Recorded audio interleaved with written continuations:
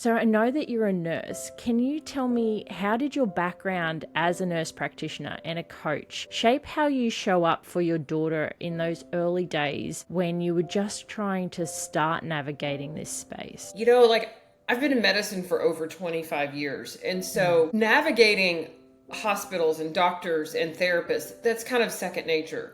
But what I will say is that when it becomes your own child, you almost kind of lose your sensibilities a little bit.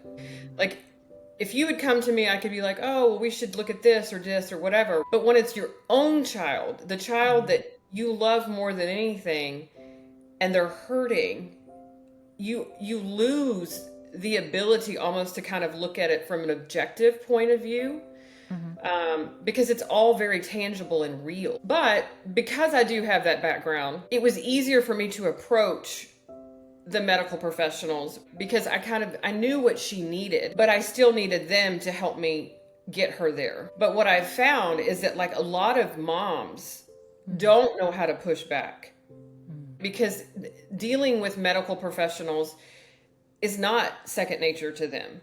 And I think that that's where you really kind of have to step into this like big warrior mom role and say, no, I don't want to put her on 5 medications. I want you to figure out how do we temporize her anxiety and the feelings that she's feeling, but still allow her to feel everything that she needs to feel so that she can heal from the trauma. Because it's just what you said, right? If we just allow them to take medications and we're not treating them from a holistic standpoint and treating them as a whole person, mind, body, and spirit, when they step into their young adulthood, what have they learned? When they're really going to have to learn to deal with things, because you and I both know as an adult, it's not always fun.